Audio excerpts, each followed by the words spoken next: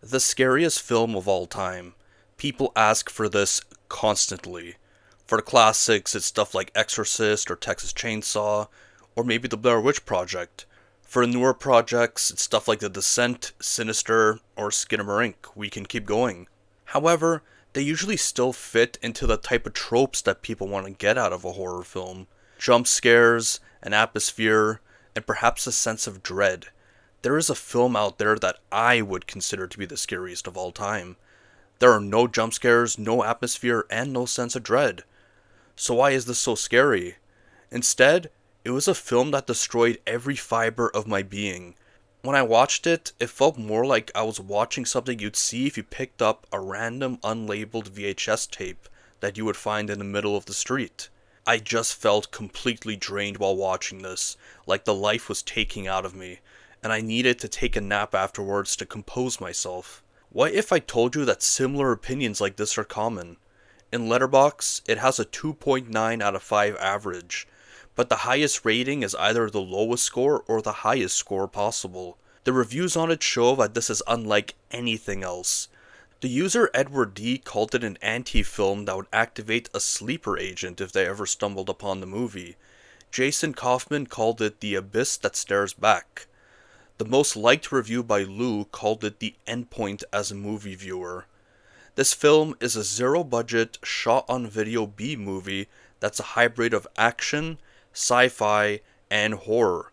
It tries to be a normal action-packed film, and that's the key word, tries. Instead, what we get is outsider art that I believe reaches a level of Daniel Johnston's work. This is because the director of this film, Carl J. Sukenick, is also an artist that suffers from mental health issues, and because of that, this gets in the way of the film. What we're actually seeing is not necessarily a film, but rather a schizophrenic trying to make something that's ultimately destroyed by psychosis.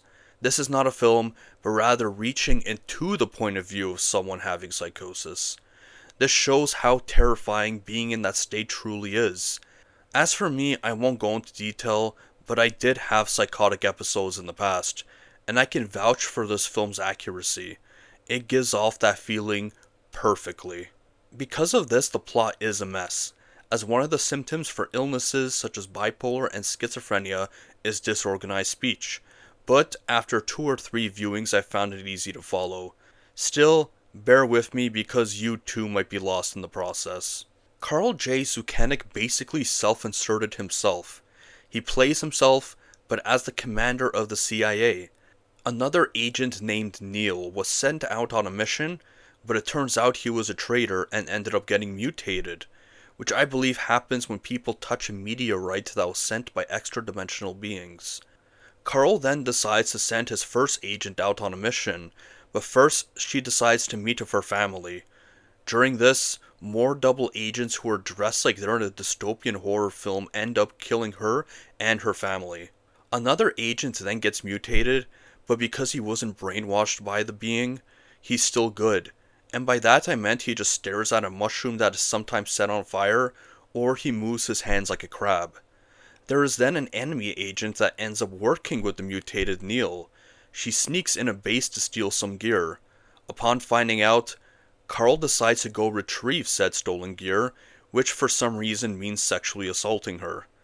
Then they have to fight her, but she's gained some powers because of Neil, and it results with Carl and 3 agents battling against her. Every time they take her down, she gets resurrected by Neil's energy blast. This leads them to killing him, and then finally, the big showdown between Carl and the extra-dimensional being.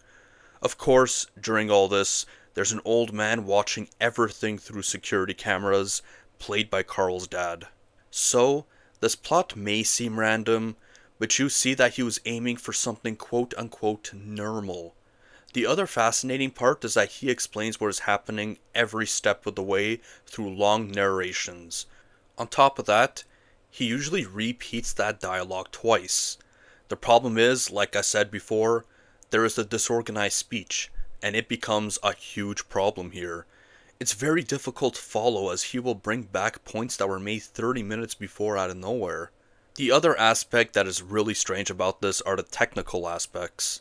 After all, it's a single person project with a non-existent budget, yet full of ambition. As this is outsider art, you can forget about it following any rules of filmmaking as well. When it comes to aspects such as pacing and editing, there's never a middle ground.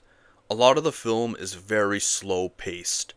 The first half mostly consists of long fight scenes in a front yard that looks like kids play fighting. The narrations are also very slow. This was especially during a scene as a sort of alarm for the agents of severe events taking place. He repeats the dialogue twice, and then there's around 20 to 30 seconds of silence, and then the next slide shows up where he says the alarm. On top of this, when he narrates, he struggles to say his lines. There are times where he would even run out of breath and needs a few seconds before, and you can hear him struggling to breathe. I mean like full on. There are also times where he completely fumbles a sentence and needs to repeat a few words. With that and a disorganized speech, you can tell that this is a recipe for disaster. Through a visual aspect, the slow pace is there as well.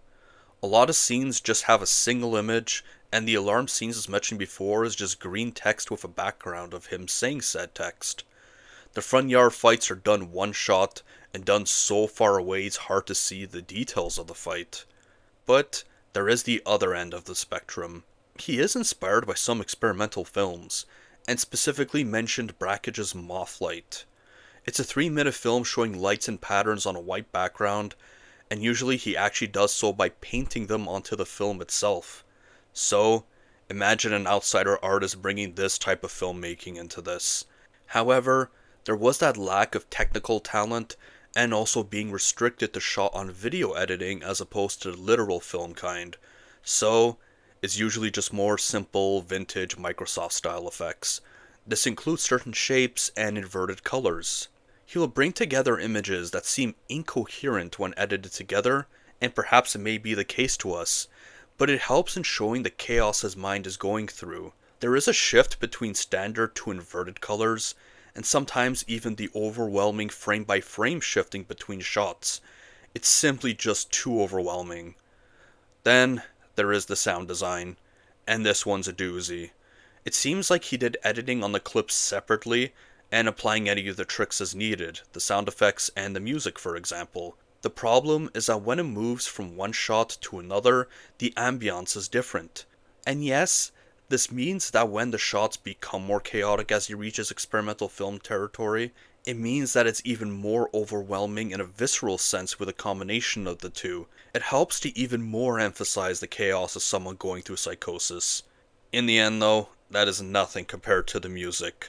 The only thing I could do is play it for a few seconds, and I'm so sorry for doing this.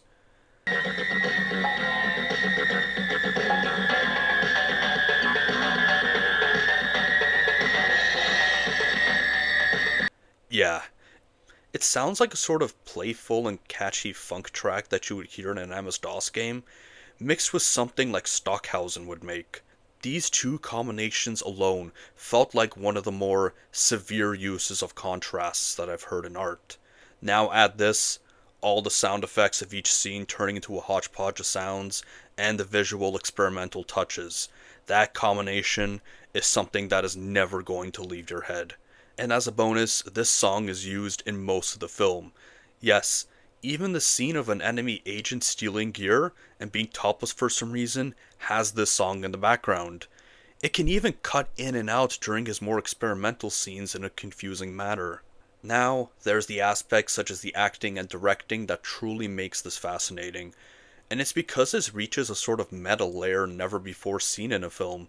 Basically, you can hear the behind the scenes of the film the entire time. There are the ambience of the environments, such as trucks nearby whenever they're near a tunnel, but the big one is hearing Carl himself. When he is in front of the camera, he's clearly directing actors how the fight scenes should go. When he's behind the camera, he's coughing, and sometimes even yelling at the actors to change position. In a scene that utilizes more special effects, such as an arrow hitting Neil on the head, you can hear him yell, "Go!" before the arrow starts moving. During the dialogue scenes, it feels like there is little to no control with the actors. One of the agents keeps glancing at the camera during Carl's monologue when he sets up a mission. In a more unfortunate example, when he sets up the giant mission near the end, this is when you can clearly tell he has mental health issues, such as him yelling incoherently. One actor was clearly terrified of him, but then there's this other one.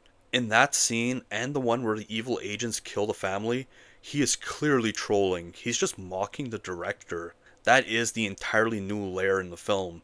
Usually with films, you have the cast and crew working together to make it, just like this.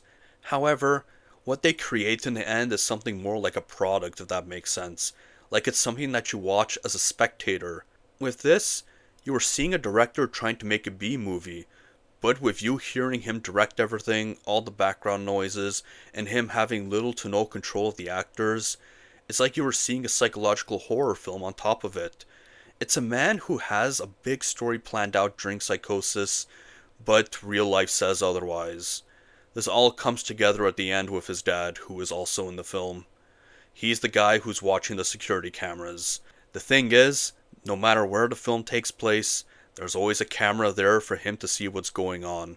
It's the perfect summary of paranoia during Psychosis. No matter where you are, someone is watching you. This leads to the end of my analysis of this. On top of it being scary in a technical sense, it's also terrifying in a tragic sort of way of how this is a man who struggles a lot. He does sell some art in a New York City art collective for people with mental health issues. It's a shame they don't do international shipping, as I would love to give him some support. But perhaps if you're an American, you may want to do so after seeing this film as well. Thanks for taking the time to listen, and I'll see you next week.